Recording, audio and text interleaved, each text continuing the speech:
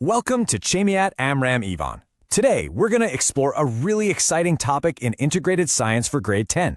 Let's dive right in and make learning science fun and super clear. Okay, let's kick things off with a single number, 70%. Now, what do you think that represents? It's the key to understanding, well, almost everything about how living things work. It's the incredible amount of the average mammal's body, yep, that includes us, that's made of one simple molecule, water. So 70% is a huge number, right? But where is all that water and what's it even doing? As you can see here, it's not just floating around randomly. The vast majority of it, a staggering 47% of our total body mass, is actually located inside our cells. The rest is just outside them. So you get it? To really understand water's role in life, we absolutely have to understand the cell. All right, so if most of our body's water is tucked away inside our cells, what in the world is it doing in there? This brings us to a really fundamental idea: water as the molecule of life. I want you to think of it like this. Water is the stage where the entire play of life happens. Without that stage, the actors, the proteins, the carbohydrates, the DNA that make us who we are, they just couldn't do their jobs. The whole show would be canceled. So what does that mean for us? It means that to truly get a handle on life itself, we've got to zoom in and understand the microscopic world where all this action is happening, the cell. Let's take a closer look. So, what is a cell really? Well, it's the smallest independent unit of any living thing. It's kind of like both the brick and the builder. It's the fundamental piece that constructs everything from a tiny blade of grass all the way up to a massive blue whale. And just like building blocks come in different shapes and sizes, so do cells. They basically fall into two major categories that define pretty much all life on Earth. Okay, so cells are classified into two major groups, and the biggest difference between them? It all comes down to how they store their genetic blueprint, their DNA.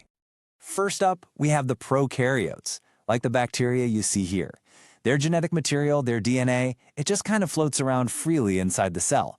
But in the second type, the eukaryotes, things are way more organized. See, in eukaryotes, the genetic material is safely tucked away inside a special compartment called a nucleus. And this simple difference in organization is what allows for the incredible complexity and diversity we see in the four great eukaryotic kingdoms. You've got protista, fungi, plants, and of course, animals, which includes us. Okay, so now that we know what a eukaryotic cell is, let's do something fun. Let's take a tour inside one to see all the specialized little components or organelles that make all this complexity possible. We're going to explore these organelles. Think of them as the cell's own set of mini organs. We'll be looking at both plant and animal cells, and we'll be pointing out what they have in common and what makes them different. Let's start on the very outside of a plant cell. Here we find the cell wall. You can think of it like a rigid protective suit of armor. It provides all the structural support that plants need to grow tall and stand up against gravity. Now, just inside that wall, or as the outer layer in animal cells, we find the cell membrane. This is like a super smart security gate, and it's its job to carefully control what comes into the cell and what goes out. Okay, now for something you'll only find in plant cells, chloroplasts. These are amazing little solar-powered food factories. They carry out photosynthesis, using sunlight to create energy for the plant. Oh, and the chlorophyll inside them? That's what gives plants their signature green color. This brings us to a really interesting question for you to think about. Why is having a rigid cell wall and being able to make its own food so essential for a plant, but not for an animal? Think about it. A tree needs to be strong and stationary, while a lion needs to be flexible and hunt.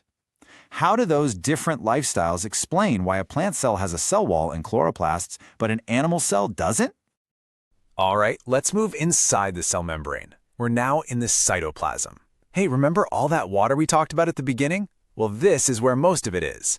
This watery, jelly-like substance fills the entire cell, and it's the medium where all the other organelles float around and do their jobs. And right at the heart of the cell, we find the nucleus. This is the big boss, the command center. It holds the DNA, the master blueprint for the entire organism, and it directs every single one of the cell's activities. Next up, vacuoles. These are basically the cell's storage tanks. They hold water, food, and waste products. Now, they're especially large and important in plant cells. When a plant's vacuole is full of water, it pushes out against the cell wall, creating internal pressure that helps keep the plant from wilting. So with all this work going on, where does the cell get its energy? From right here, the mitochondria. These are the power plants of the cell. You'll find them in both plant and animal cells, and their job is to convert food into usable energy. And finally, we have the endoplasmic reticulum, or the ER. The easiest way to think about this is like an intracellular highway system. It's a whole network of membranes that transports materials all throughout the cell, making sure everything gets exactly where it needs to go. Okay, wow. So, we've toured the cell, we've seen all its different parts, the power plants, the command center, the highways, but why does any of this matter? Well, it all comes back to that one thing we started with: water. Here's the takeaway. Every single component we just talked about, every organelle, every process, every function, it all depends on the water in the cytoplasm to work. Water is the medium of life. It's the solvent, it's the transport system, and it is the stage for every single chemical reaction that keeps us alive. And understanding this leads us to a final, really important thought. Since this entire intricate city inside the cell runs on water, the health of our cells is directly tied to the quality of that water. So it makes you wonder, right? How might just a single drop of pollution affect this incredibly complex and delicate world? If you enjoyed the lesson, don't forget to like, subscribe, and stay tuned for more amazing science videos with Chemiat Amr Imam.